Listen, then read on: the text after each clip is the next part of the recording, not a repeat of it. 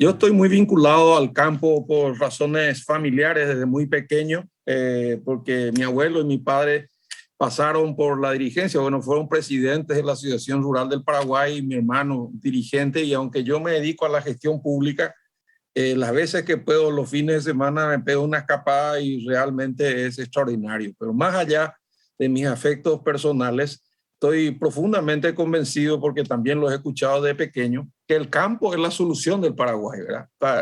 Mi padre solía decir, como una reflexión repetitiva, cada vez que hay una crisis, mi hijo, el campo no va a sacar adelante. Cuando el campo tiene dinero, todo el país anda bien, porque la rueda de la economía fortalece el mercado interno de consumo, y porque entonces llega a miles y miles de propietarios. Se manejan algunas ideas muy tergiversadas de una supuesta concentración de la tierra, de que no existen pequeños productores, que todos son grandes latifundistas, y se aferran a una idea populista que ha fracasado en el mundo entero, ¿verdad?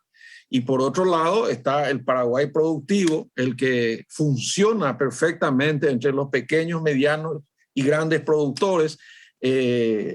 La estrategia sinérgica entre producción e industria. Bueno, y tenemos miles de ejemplos, desde Frutica, que es un ejemplo extraordinario, hasta las grandes cooperativas de paraguayos, de menonitas. Y por toda esa razón es que nosotros consideramos que las penas por invasión de la propiedad privada son muy pequeñas y siempre permiten medidas alternativas. Y de los hechos reiterativos y de la información que manejamos, también nos damos cuenta que se ha convertido en una industria de mucha gente que vive al margen de la ley y que se encarga de vivir a costilla de los productores. Es decir, que hay invasores profesionales dirigidos por líderes gremiales profesionales que no se sabe en qué trabajan, sin embargo tienen casas o camionetas o vehículos en otro lado, y realmente lo que trabajan es en promocionar las invasiones. Esto también viene acompañado de una gran informalidad en ciertos sectores en la tenencia y la propiedad de la tierra, que se oponen a transparentar. Entonces, obviamente, te inventan un excedente en cualquier lado y a cuenta de eso te invaden. Mientras te invaden, te cortan los rollos, cortan el alambre, matan los animales, en algunos casos más graves, plantan marihuana. Y cuando viene la orden de desalojo, porque los procesos judiciales son muy lentos, entonces encima se victimizan políticamente y van e invaden otro lugar, muchas veces la misma gente. Entonces, ¿por qué hacen esto y no tienen sanción? ¿Por qué hay tanta impunidad? Y bueno, y ahí es donde entonces necesitamos elevar la pena por encima de los 5 años para convertir lo que es delito en términos penales en crimen, y para que ello implique la prisión para evitar que vuelvan a migrar y invadir en todos lados. El otro tema no menor es que la gente piensa que solo se invaden las grandes propiedades de los insensibles terratenientes, entre comillas, pero la verdad es que los números fríos de la Policía Nacional y la Fiscalía nos dicen que en este momento estamos cerca de 1.000 invasiones, de los cuales apenas 250 tienen alguna respuesta institucional, llámese desalojo, acciones judiciales, y el 50% de ellas son en inmuebles urbanos. O sea, hay un caso emblemático en Paraguarí donde se invadió una propiedad que estaba destinado a ser una reserva industrial, una reserva para la creación de un parque industrial que generaría muchas fuentes de trabajo para jóvenes que a veces se ven obligados a migrar porque no tienen oportunidades. Hay ocupaciones. Hace 2 días de un amigo que me llamó diciéndome, esto ya es una locura, en San Lorenzo, una propiedad que acababa de alquilar para hacer un desarrollo de actividad física, una cancha de pádel para dar trabajo y generar movilidad social, y me invadieron una familia con otra y me están exigiendo 15 millones de guaraníes para salir. O sea, esta industria de la invasión, estos pseudo líderes gremiales son los que de alguna manera necesitan ser enfrentados, y en democracia lo único que se utiliza es la ley. El campo solo quiere paz y trabajo, y nosotros tenemos que proteger la producción y proteger la propiedad privada, porque esa es la base del desarrollo, ¿verdad? Y finalmente termino diciéndote que nuestra lucha en el Parlamento tenemos naturalmente gente que yo no sé si finalmente creen firmemente en sus ideas, porque nunca me pueden demostrar ¿En qué país del mundo funcionó? Y le decimos el mundo entero, porque fracasó en Cuba, fracasó en Venezuela, fracasó en Nicaragua, bueno, fracasó y está fracasando en Argentina. De hecho, acaban de recibir una sanción electoral, pero son maestros en la perversión del lenguaje. Por eso, cuando ellos dicen invasiones pacíficas y desalojos violentos, la verdad es que es exactamente al revés. Todas las invasiones son violentas porque violentan la ley, y todos los desalojos son pacíficos porque se aplica la ley y se trae paz al campo, entregando a sus legítimos propietarios, poseedores o productores la tierra para que produzca, para que se pueda trabajar en ella. Ellos también siempre hablan de terrorismo de Estado, tienen una especie de cliché, porque esto es un proyecto de alcance regional. Básicamente están alojados en el sector ideológico de izquierda, y estas ideas nacen de un plan que tuvo gran apoyo en su época en el Foro de São Paulo. Después, cuando Lula salió del poder, migraron y los respaldó por una época Chávez y luego Maduro. Las ideas originales vienen de Cuba, que es la dictadura más antigua de América Latina, donde hay un solo partido y no hay libertad ni de prensa, ni ideológica, ni de pensamiento, ni libertad de elegir. Y después terminado migrando a la hermosa tierra mexicana de Andrés Manuel López Obrador, y por eso se llama el Foro de Puebla. Y cuando uno busca en internet esto, va a encontrar que en todos los hechos que están sucediendo en Paraguay, lamentablemente, es casi un calco del plan del Foro de Puebla, entre ellos violentas invasiones.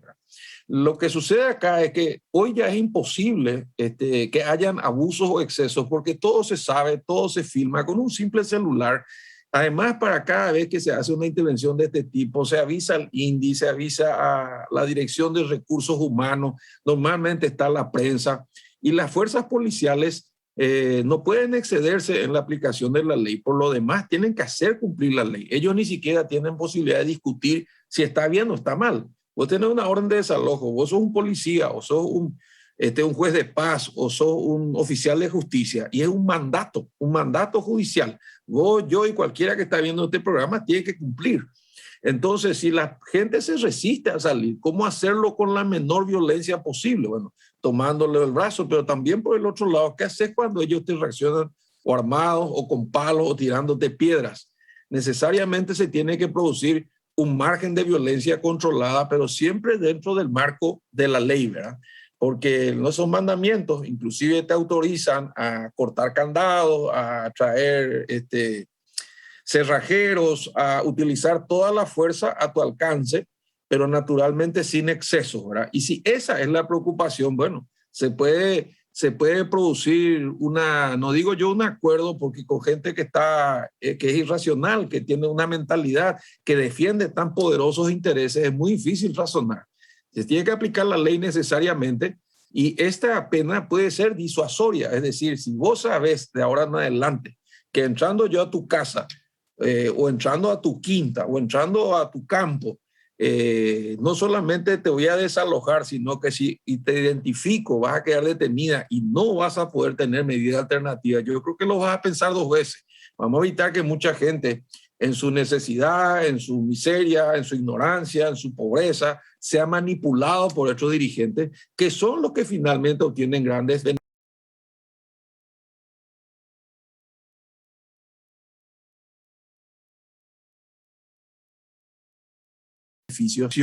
con la historia de que después van a conseguirles la propiedad o casas. Y después de reunir toda la gente, aplican un sistema casi militar de disciplina.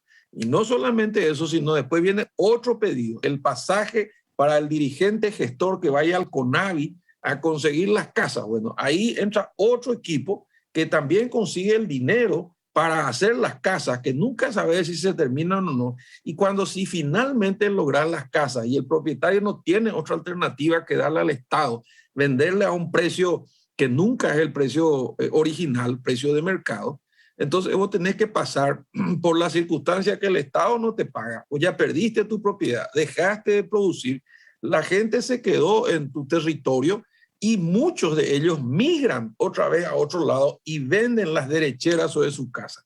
Este es un problema social, una problemática muy complicada Yo no digo que esta sea la solución, pero es el inicio, porque la solución de fondo tiene que ver con un proyecto de ley que se va a discutir dentro de 30 días y que aprovecho la difusión de tu programa para informar de que este lunes 20 de septiembre a las 10 de la mañana vamos a tener una audiencia pública a la cual están invitados todos los ciudadanos que quieran decir sus verdades y que es para la discusión de un proyecto de fondo que se llama DINACARE, Dirección Nacional Catastro Registral, que está terminado desde el 2011. Imagínate, hace 10 años. Creo que hay siempre resistencia porque en Paraguay, lamentablemente, hay 100.000 kilómetros cuadrados, más de papeles que de tierra. Para entendernos, si vos pones todos los títulos que hay en la Dirección General de Registros Públicos sobre el mapa del Paraguay, sobrarían 100.000 kilómetros. Entonces, nadie tiene interés, sobre todo en ese sector, de aclarar las cosas. Y para eso hay que darle independencia a los dos organismos que tienen problemas. Algunos han avanzado más que otros, pero hay que desprender registro de la Corte, catastro del Ministerio de Hacienda, formar una sola institución que maneje toda la información, que tenga una sola base de datos para que cuando vos compres una propiedad sepas de antemano si va a pasar una ruta y cuánto te tienen que pagar, si va a pasar el tendido de líneas de la Andes, si es un parque protegido, si es que estás en el borde del lago Upoá, si el río cambió de curso y un montón de detalles que hoy la tecnología permite. Entonces, este DINACARE y este SINACARE, Sistema Nacional Catastro Registral, es un compendio de leyes, casi 200 artículos, que permite tener todas las propiedades registradas y todas las propiedades catastradas y que los datos de papeles coincidan con los datos en la tierra. Y aquellos que no coincidan, hay una Dirección General de Regularización de la Tenencia de la Tierra donde van a tener que ir los poseedores, los propietarios a demostrar su mejor derecho sin necesidad de un juicio que dure 20 años.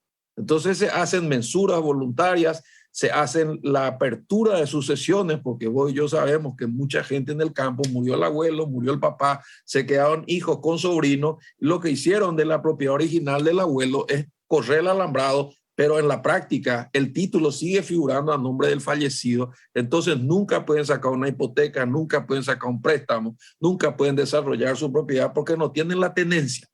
Y esto viene de un pensador de origen peruano que escribió lo que se llama El misterio del capital, que dijo una gran verdad, ¿verdad? Los pobres no son pobres, sino que no tienen nada a su nombre. Bueno, la idea es poner todas las propiedades inmobiliarias a su nombre para que puedan entrar al mercado de la tierra y para que puedan mejorar su estilo y su nivel de vida. Yo creo que si tenemos fiscales, como yo creo que hay algunos y muy buenos, entonces la investigación es completa, ¿verdad? No solamente llega al sujeto que ocupa físicamente, sino al que lo instiga, sino al que lo dirige. Y si se prueban estos vínculos con la tecnología que hay hoy, no hay problema porque van a ser sancionados todos. Vos y yo sabemos que, por ejemplo, cuando hay un secuestro, cuando hay un robo, cuando hay un problema, lo primero que te hacen es cazar los celulares y peritarte y saben dónde estuviste y con quién hablaste. Entonces yo creo que va a ser posible sancionar a todos.